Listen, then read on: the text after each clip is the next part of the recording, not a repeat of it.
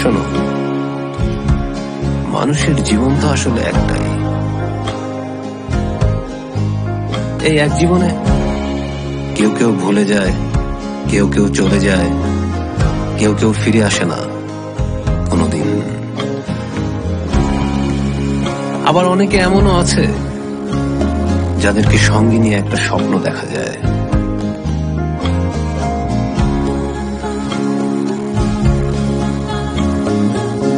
আমি আমার জীবনের এই সমস্ত স্মৃতিগুলো যত্ন করে কুড়িয়ে কুড়িয়ে তুলে নিয়ে আমি হেঁটে চলে যাই সেই একাকী পথ ধরে।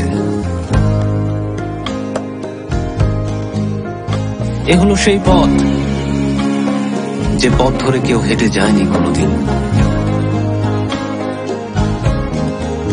এ হলো সেই পথ, যে পথ ধরে কেউ করছে না অপেক্ষা।